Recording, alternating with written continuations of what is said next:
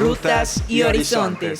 Una travesía por las letras. Una producción de la Universidad de Jalapa Digital. Saber para trascender.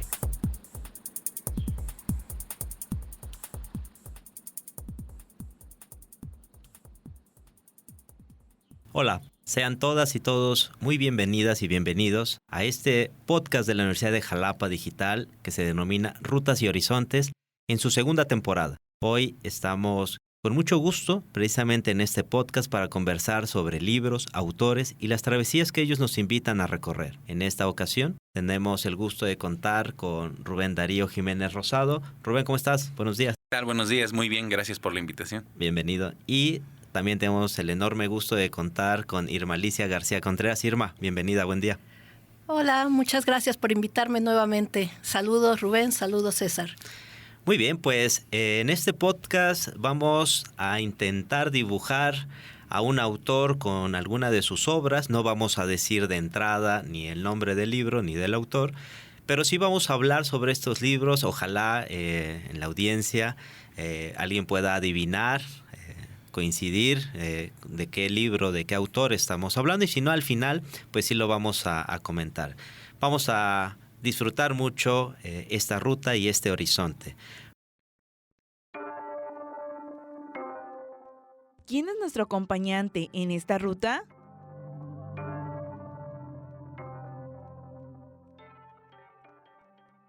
La primera pregunta sería, ¿quién es nuestro compañero de travesía en esta ocasión? Irma, por favor. Una cuestión que siempre me ha intrigado es qué sucede con los seres míticos cuando la gente emigra fuera de su tierra natal. ¿Los norteamericanos de origen irlandés recuerdan a sus hadas? ¿Los de origen noruego a sus nazis? ¿Los de origen griego a sus bricólatas? Pero solo en relación con los recuerdos del viejo continente. Una vez se me ocurrió preguntar, ¿por qué esos seres míticos no se encuentran en Norteamérica? Y mis informadores soltaron una risita nerviosa y me dijeron, les asusta cruzar el océano. La distancia es demasiado grande. Y señalaron también, Jesucristo y los apóstoles jamás pusieron un pie en los Estados Unidos. Bueno, pues realmente es un autor muy conocido. Es un novelista inglés que nació en los años 60 y que empezó a escribir desde muy joven. Abandonó, de hecho, la universidad para dedicarse a escribir y empezó a trabajar en distintas revistas primero. Y una de sus funciones era hacer entrevistas a personajes importantes. Y se encuentra un día entrevistando al gran escritor Alan Moore.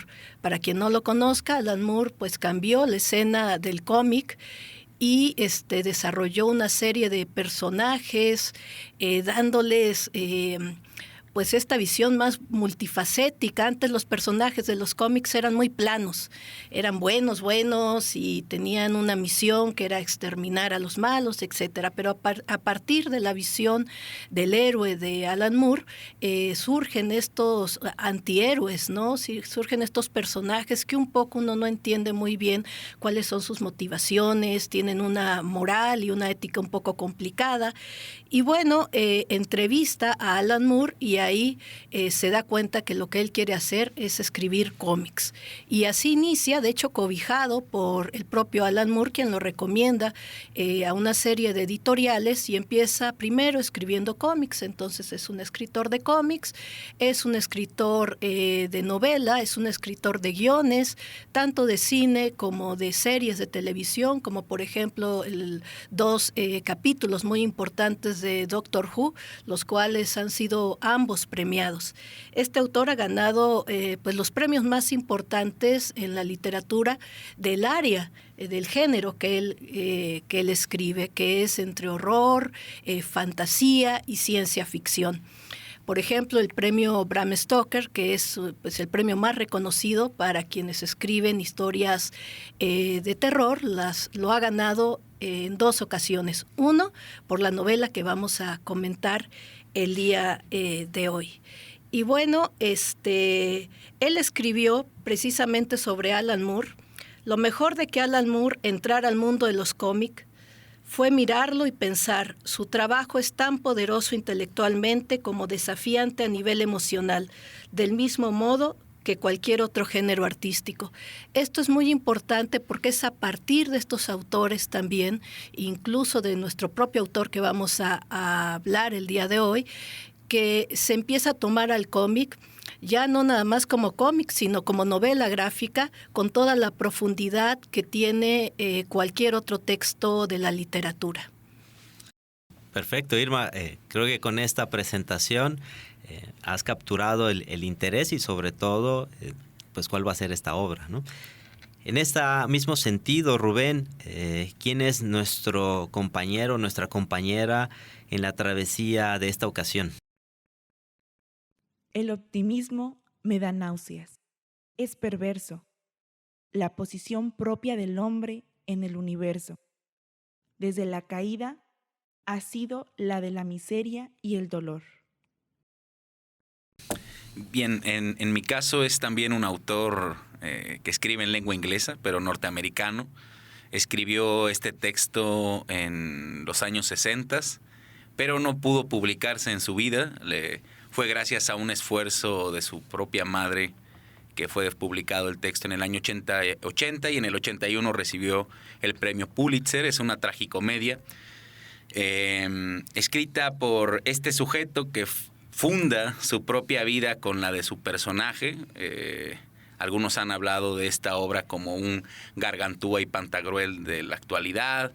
Es una historia que se desarrolla en un contexto norteamericano, que será el contexto de la Guerra Fría, pero en un lugar que no es regularmente escenario de novelas de este tipo, que es Nueva Orleans, con todas las características de, digamos, de una población perteneciente a este gran Caribe cultural, como lo llama Antonio García de León, y que va a hacer críticas muy ácidas a esa sociedad del contexto de la Guerra Fría, de la disputa comunismo-capitalismo.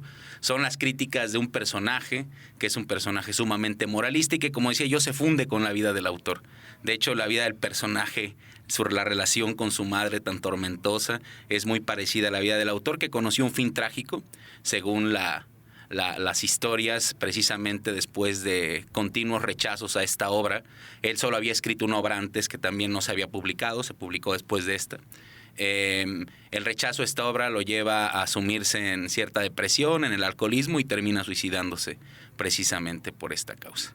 Entonces, la obra tiene un tono muy ácido de crítica social en un contexto que además se parece mucho al contexto contemporáneo de una nueva Guerra Fría que estamos viendo emerger, y por eso me ha parecido interesante traerlo a colación.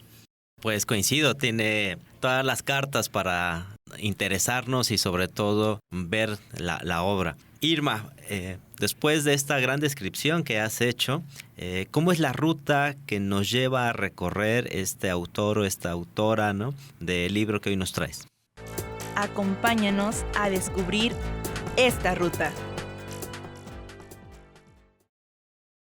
Estos son dioses que han sido olvidados y que bien podrían estar muertos. Tan solo se pueden encontrar en viejas historias. Han desaparecido por completo, pero sus nombres e imágenes siguen con nosotros.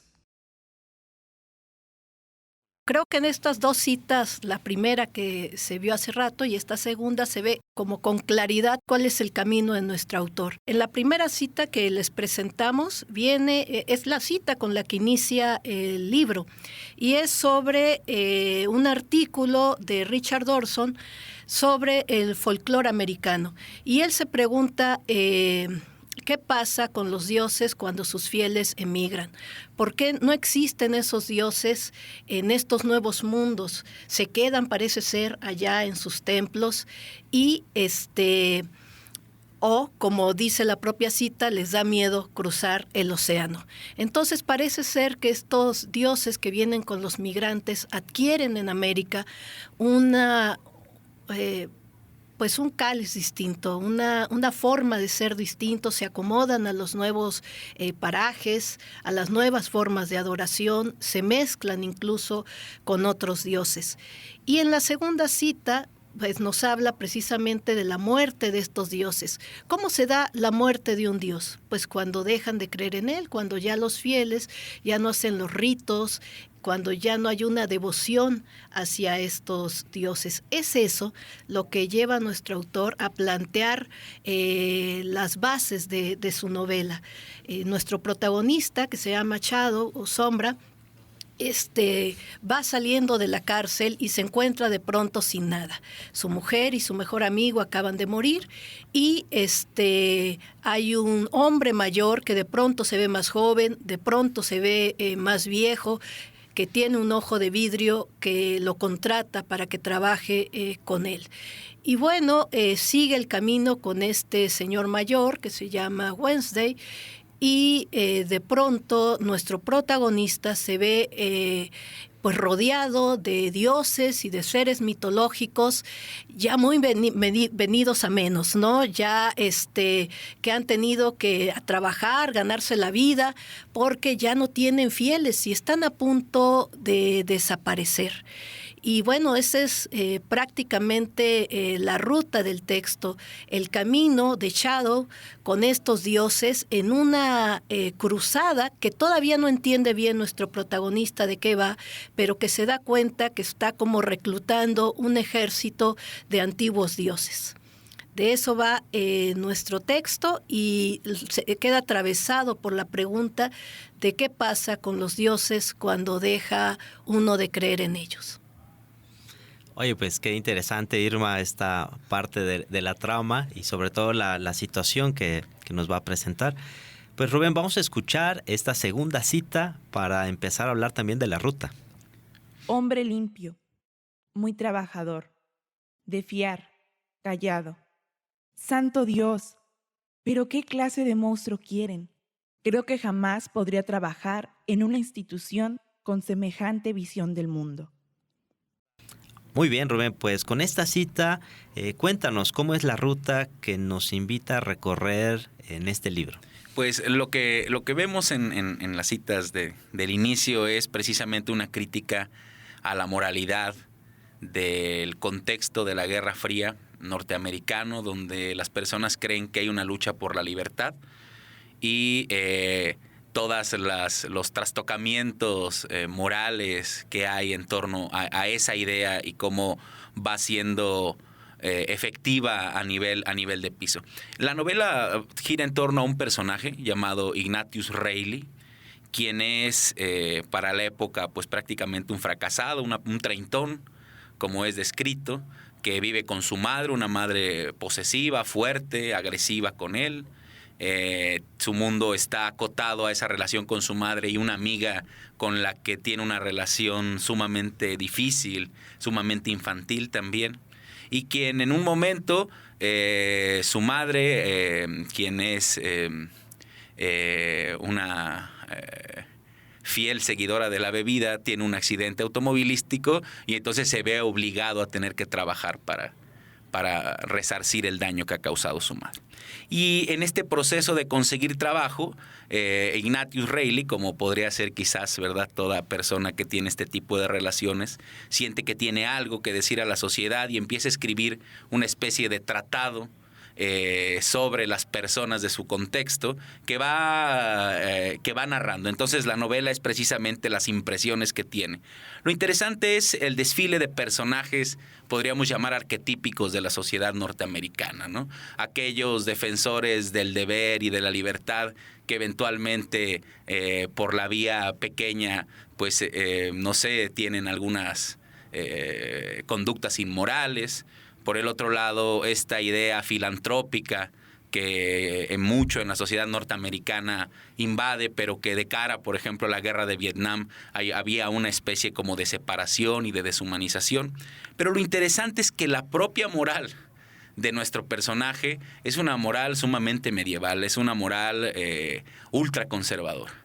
Y a mí eso es lo que me parece interesante, y decía yo que me retrotrae o me trae al presente, porque recientemente leía yo precisamente un texto de Frank Schirmacher, ¿no?, que se llama Ego, un escritor alemán, un periodista, economista alemán ultraconservador, y me parecía a mí, que me considero en algunos sentidos liberal o bastante liberal, me ha parecido que el hecho de que las críticas conservadoras puedan tener sentido en ciertos contextos nos habla precisamente del nivel de, vamos a decirlo así, inadecuación que hay entre valores morales de un momento y los sucesos de ese momento. Entonces Ignatius Reilly, en una serie de cuestiones cómicas, porque es además un tipo con una vestimenta anacrónica, con obesidad, un tipo que es despreciado por su apariencia y por cómo habla, empieza a mostrar desde su repugnancia como humano, precisamente la repugnancia más bien de aquellas clases blancas, poseedoras de los medios de producción, y además del pueblo que se cree que estos funcionan como salvadores de ellos, ¿no? No, pues hay todo un contexto y varias implicaciones a destacar. Muy interesante, Rubén. Vamos a escuchar, Irma, la tercera cita para precisamente hablar del horizonte. Adelante. Tras nuestro recorrido, Horizontes. ¿Y luego toda esta historia de los nuevos dioses y los dioses antiguos? Dijo su amigo. Si quieres que te diga la verdad, yo estoy encantado con los nuevos dioses. Que vengan todos. El dios de las armas de fuego, el dios de las bombas, todos los dioses de la ignorancia y la intolerancia, los dioses de la superioridad mortal, de la idiotez y de la culpa. No sabes la cantidad de marrones que me caen. Me quitan un gran peso de los hombros. Perfecto. Con base en esta cita, Irma, en esta ruta, ¿qué horizonte quedó al descubierto? Bueno, pues como vieron en la cita, nos hace referencia a unos nuevos dioses. Estos nuevos dioses pues son los dioses de este mundo capitalista y tecnológico, y pues son el dios de las comunicaciones, el dios del dinero, el dios de la guerra, bueno, todo lo que parece ser es alabado ahorita, aquello en lo que se le tiene o uno deposita la fe en estos momentos. Entonces nuestro personaje, que les decía, de pronto se ve en medio de una cruzada, se ve envuelto en esta guerra entre los antiguos dioses, estos que ya están muriendo, y los nuevos dioses, estos dioses que ahora la sociedad actual pues ha llevado a la cúspide, al Olimpo, ¿no? A mí me parece muy interesante porque, como nos comenta Mircea Eliade, este gran filósofo e historiador de la religión, él habla de dos tipos de mitos, de los mitos vivos y de los mitos muertos. Los mitos muertos pues son aquellos mitos que ya son historias, ¿no? Por ejemplo, cuando escuchamos todos los mitos griegos sobre Zeus, sobre el origen de determinados dioses, Apolo, etcétera, pues ya no hay quien haga un sacrificio por estos dioses, ¿no? Ya no hay quien encienda una antorcha por ellos, y estos dioses ya no están vivos, o sea, ya no están presentes como parte fundadora de nuestra cosmovisión, sino que son simplemente cuentitos que se les leen a los niños. Digamos que esos son ya los dioses muertos. Y los dioses vivos son aquellas mitologías que todavía nos significan, donde todavía la gente reza, donde todavía la gente le pide a esos dioses, donde todavía se les encienden velitas y se les hacen sacrificios. Por ejemplo, los mitos del Antiguo Testamento sobre la creación siguen siendo mitos vigentes, siguen siendo mitos vivos. Hay personas que confían pues que existieron un Adán y una Eva y que hubo un Dios caminando en un Edén, y mientras esto signifique para las personas y esté presente en sus vidas, esos mitos siguen vivos. Entonces, en nuestro autor, la guerra que se da entre estos dioses que ya son cuentos, Odín, los dioses griegos, dioses africanos que llegaron con los migrantes, y estos dioses modernos que les decía yo, capitalistas y tecnócratas. Aquí yo quisiera comentar también un poco lo que acaba de mencionar Rubén. Rubén nos dice que su personaje tiene una ética medieval, tiene una ética antigua. Esto es muy importante porque precisamente el tener una cosmovisión diferente, el tener una base de creencia diferente, repercute en una ética distinta, en una visión moral distinta. O sea, no es cualquier cosa cambiar a Odín por el dinero. Significa una visión del mundo completamente distinta, en donde estamos poniendo pues nuestra fe. ¿Qué tipo de personas nos estamos construyendo cuando la fe está depositada en estos nuevos dioses? Y esa es la cuestión de fondo de la novela. Esto es lo que nos está diciendo el autor. Estos dioses nuevos que se vuelven en la novela personajes muy particulares están todo el tiempo para saciar, digamos, el deseo del hombre, pero estos deseos muy banales, estos deseos muy, pues ni siquiera es el deseo del sexo, porque hasta los dioses antiguos se ríen de eso, ¿no? Dicen, ni siquiera estos dioses saben tener buen sexo como tenían los dioses antiguos. Estos dioses solamente les interesa, pues, el dinero, la guerra, la risa fácil, son hasta eso unos dioses mediocres que están generando también un humano muy mediocre. Y esa es pues la visión de fondo, ese es el camino que tiene nuestro personaje. Bien interesante, un poco me recuerda esta expresión de si Dios ha muerto, ¿no? Y quién lo mató, ¿no? Y como parte de nuestra definición idiosincrática se refleja, ¿no?, en esto que tú nos has contado. Pues Rubén, vamos a escuchar también esta tercera cita para que hablemos de sobre todo del horizonte que dibuja este libro que nos has traído. Adelante. Solo me relaciono con mis iguales, y como no tengo iguales, no me relaciono con nadie. Muy bien, Rubén. ¿Qué horizonte queda al descubierto, por favor? Pues me uniré a este lenguaje de Irma que también me gusta mucho, hablar desde cuestiones religiosas. Me parece que en este texto también se va mostrando algo de lo que está hablando. Es decir, yo considero que en esta vida seguimos viviendo en un mundo ampliamente religioso en el cual distintas espiritualidades, credos, liturgias se encuentran.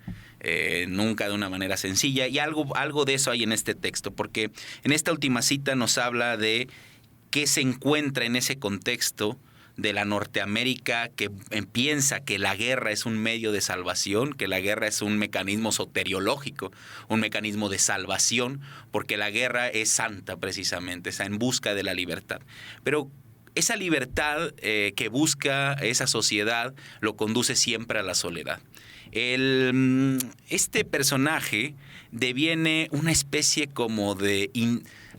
Yo lo veo con un referente. Hay un texto más o menos de algunos años antes de este, que es de Charles Bukowski, que es el texto de Factotum, que nos habla precisamente de esta otra cara del sueño americano. El que puede estarla pasando muy mal, pero al final de cuentas siempre puede encontrar para beber, para tener mujeres, para poder vivirla bien. Y de este otro lado, digamos, bueno, en este obra, el factotum es aquel hacedor, el que está haciendo cosas, el que hace cualquier chamba, el mil usos, como le llamamos en México. Pero en este caso, en el caso de Ignatius Reilly, la cosa es que no existe ni siquiera esa posibilidad de ser necesario para el otro en su contexto. Y el individuo empieza a emerger como una especie de deidad. Uno mismo se convierte en deidad de uno mismo. Y lo interesante del texto es que la propia narrativa es así. Es decir, esto que él quería que fuera un tratado filosófico deviene una especie de diario muy críptico que solamente puede entender él y, claro, quienes de sus lectores lo acompañan en la intimidad de sus formas de pensar, pero que no tendría posibilidades de ser compartido con los demás. Esta idea de mi ideología vale por encima, o no por encima, sino que tendría un valor frente a las del resto y habría que respetarlo, aunque suena muy bien. sabemos que es un tanto imposible, y entonces hacia el final de la novela, por eso una tragicomedia, inicia siempre con muchas risas y así sucede, pero al final es muy trágica, como la vida del propio autor. Nos damos cuenta que todos estos anhelos van a colapsar en ese individualismo, y al final de cuentas todos los anhelos que se habían puesto y que se siguen poniendo en la guerra, en el dinero y en todas estas cuestiones acaban por vaciarnos, ¿no? Por mantenernos meramente entretenidos, por mantenernos meramente en disputas que incluso a muchos les llevan a perder las amistades, pero que al final de cuentas aquellos ejes rectores de estas problemáticas ni siquiera tienen en consideración. Y ahí entra, bueno, mucho la importancia, ¿no?, de los contextos y las relaciones que van a ir saliendo. Muy bien, pues hemos llegado casi a la parte final de este podcast de Rutas y Horizontes. Yo me quisiera despedir, obviamente, que nos revelen el nombre tanto del autor, la autora y del libro, pero también brevemente pudieran comentar por qué la selección de este autor o autora y obviamente del libro. Rubén, me gustaría empezar contigo. Bueno, el libro que yo comenté es La conjura de los necios, de John Kennedy Toole. Como decía yo, un texto que apareció en los 80s. Este autor tiene otro texto que a mí también me gusta mucho, se llama La Biblia de Neón. Ambientados precisamente ambos en esta zona de Nueva Orleans, lo cual hace muy deliciosas las descripciones, ¿no? ¿Por qué lo traje a colación? Pues como decía al principio, hoy en día asistimos a un penoso evento. La guerra se vive como un partido de fútbol. Vivimos en una especie de simulación absoluta, vamos a decir, de espectacularización, como decía Guy Debord, precisamente de la vida, en el cual pareciera que estar a favor de uno u otro eje en una de las tantas guerras que están presentes, deviene una lucha individual que enceguece precisamente el papel dominador que podría tener precisamente esas fauces terribles de los estados modernos que consumen y consumen hijos en las guerras, que consumen y consumen el futuro de una u otra manera, y lo defendemos a capa y espada, y nos levantamos de la mesa y manoteamos y rompemos toda posibilidad precisamente en esta perspectiva espectacularizada, decía yo, como de partido de fútbol, como si necesitaras formar parte. Y yo lo traje a colación porque el propio personaje me parecía algo como lo que Michel Maffesoli hoy en día llama un nómada. A pesar de estar tan identificado con una tradición, con una moral tan antigua, eso más que generarle una especie de ¿cómo decirlo?, de desventaja para vivir en su sociedad, lo ponía con una perspectiva crítica, la cual, como toda perspectiva crítica, pues siempre saca del paraíso. Y en ese sentido, pues creo que el llamado a la actualidad pues sería que repensáramos cuál es nuestro papel en lo que está sucediendo en este mundo que está cambiando. Muy interesante, Rubén. Te agradecemos pues, presentarnos a este autor y este libro. Irma, ¿no? La misma pregunta, que nos reveles el autor, que nos digas el nombre del libro y por qué seleccionaste este material.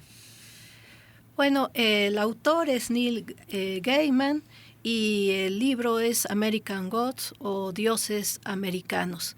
El libro se fue publicado en el 2001 y lo podemos encontrar en edición en español en la editorial Roca. Hay 2 ediciones, una de bolsillo y una ilustrada. Les recomiendo particularmente la ilustrada, que fue ilustrada por Dave McKenna. Y él ha sido un ilustrador que ha colaborado con el autor en cómics, en novelas gráficas, ya se conocen muy bien, digamos, y tienen una simbiosis en el trabajo que es maravillosa.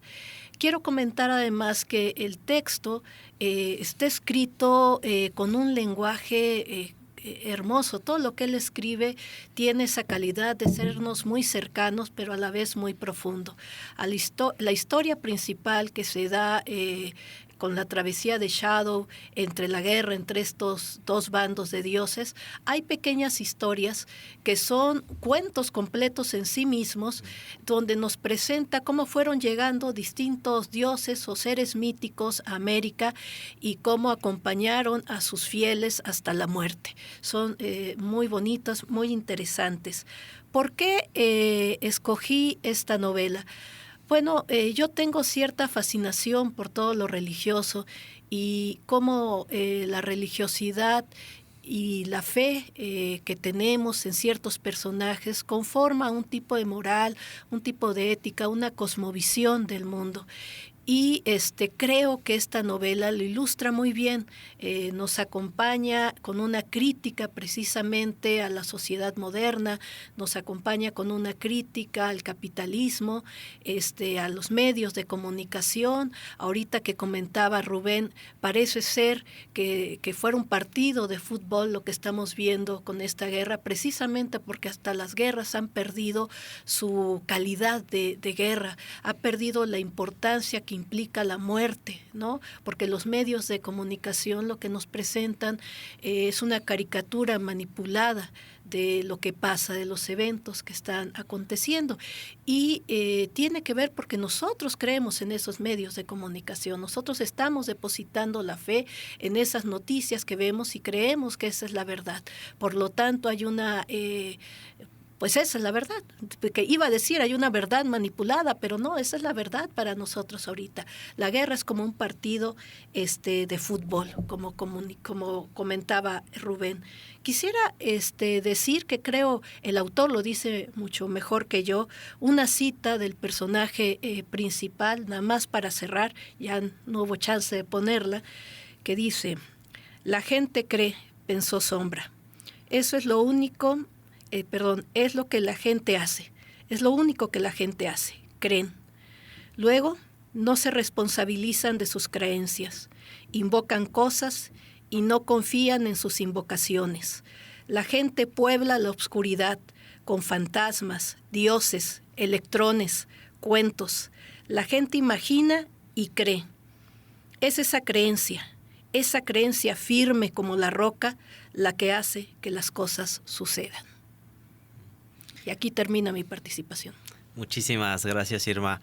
Muy interesante. Quiero agradecer tanto a Irma como a Rubén por estar con nosotros, inaugurando esta segunda temporada del podcast Rutas y Horizontes de la Universidad de Jalapa Digital. Les agradezco sus participaciones. Queda abierta la invitación para volver a traer estas rutas y estos horizontes. Gracias, Irma, por asistir. Muchas gracias, un placer estar aquí y espero volver nuevamente. Seguro que sí. Rubén, muchas gracias por venir. No, pues gracias por invitarme, un placer siempre. Muy bien, esto ha sido todo de este podcast en la inauguración de la segunda temporada en Rutas y Horizontes de la Universidad de Jalapa Digital. Este podcast para conversar sobre libros, autores y las travesías que ellos nos invitan a recorrer. Mi nombre es César Augusto García Soberano y ha sido un gusto. Saber para trascender.